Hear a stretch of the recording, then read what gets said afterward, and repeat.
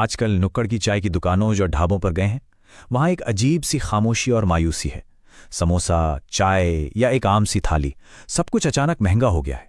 आम इंसान की जेब बुरी तरह कट रही है। तो आज के इस गहराई से किए गए विश्लेषण में हम इसी दर्द की असली जड़ तक जाएंगे। एक ऐसी खौफनाक हकीकत जो हमारी और आपकी रोजमर्रा की जिंदगी को खामोशी से बदल रही है। आखिर हमारी थाली में इतनी आग क्यों लगी है? चलिए इसे समझते हैं।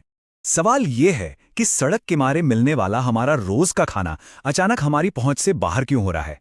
क्या ये सिर्फ एक आम महंगाई है, या फिर इसके पीछे दुनिया भर में बिछा हुआ कोई बहुत ही गहरा और सच कहूं तो डरावना जाल है? आइए इस सस्पेंस से पर्दा उठाते हैं। 3,000 रुपए के पार। जी हां, आपने सही सुना। व्यावसायिक गैस सिलेंडर की कीमत में अचानक 993 रुपए का ये उछाल कोई छोटी बात नहीं है।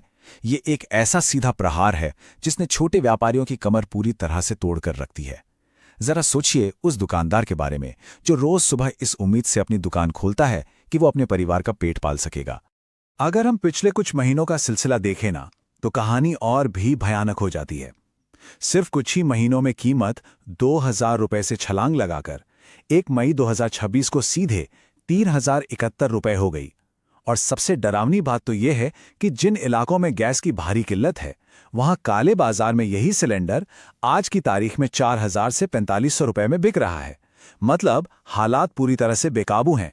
अब इस स्थानीय संकट के तार सीधे जुड़ते हैं मध्य पूर्व यानी मिडिल ईस्ट से। दरअसल 2026 में अमेरिका, इजराइल और ईरान के बीच जो गंभीर भू राजनैतिक तनाव शुरू हुआ, उसने पूरी वैश्विक व्यवस्था को हिलाकर रख दिया है। देखिए, हम यहाँ किसी का पक्ष नहीं ले रहे हैं, हमारा फोकस सिर्फ इसके असर पर है। इस युद्ध ने दुनिया भर की कच्चे तेल की आपूर्ति और स्ट्रेट ऑफ हॉर्मुज जैसे अहम समुद्री व्यापारिक रास्तों को पूरी तरह से बाधित कर दिया है। और यहीं पर हमारी अर्थव्यवस्था की सबसे बड़ी कमजोरी सामने आती है, हमारी भारी निर्भरता। भारत अपनी तेल और गैस की जरूरतों का 80% हिस्सा विदेशों से आयात करता है। जी हां, सिर्फ 20% ही देश के अंदर बनता है। इसका सीधा सा मतलब यह है कि दुनिया के किसी भी कोने में अगर गोली चलती है तो उसका सीधा असर हमारी और आपकी जेब पर पड़ता है। लेकिन यहां एक बड़ा सवाल उठता है कि इसका असर किस पर कितना पड़ रहा है। घरेलू गैस और व्यापारिक गैस के बीच का ये अंतर समझना बहुत जरूरी है। ये जो फासला है ना, ये सच में सोचने पर मजबूर कर देता है। एक तरफ घरेलू सिलेंडर को करीब 900 रुपए के आसपास रखकर आम परिवारों को थोड़ा सुरक्षित रखा गया है, लेकिन दूसरी तरफ व्यावसायिक सिलेंडर 3,000 के पार है।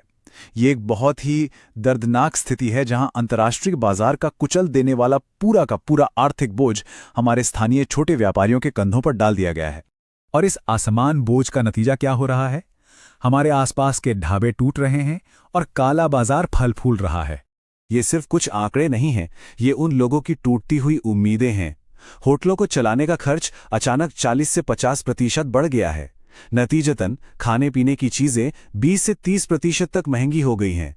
भोजन सूची छोटी हो गई है, कई पकवान तो हटा ही दिए गए हैं। और सबसे दुख की बात, कई छोटे मोटे ढाबे हमेशा के लिए बंद होने की कगार पर आ गए हैं। और जो लोग किसी तरह हार नहीं मान रहे हैं, उनकी सच्चाई और भी कड़वी है।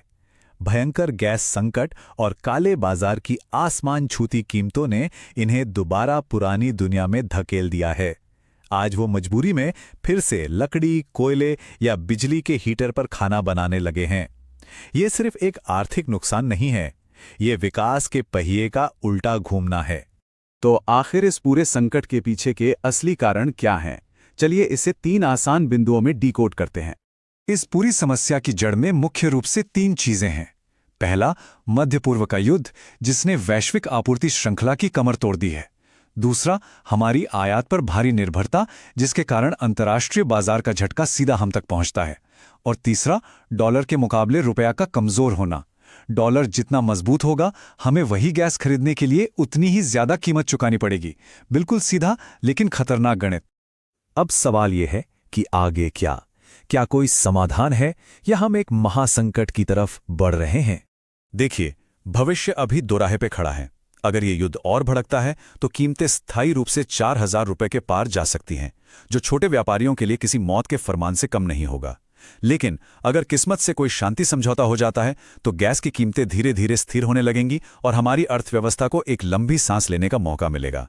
इस बीच हालात को संभालने के लिए कुछ कदम उठाए जा सकते हैं, जैसे कि छोटे व्यापारियों को बचाने के लिए सब्सिडी बढ़ाना या फिर गैस आयात करने के लिए नए देशों की तलाश करना, ताकि हम सिर्फ एक ही जगह पर निर्भर न रहें।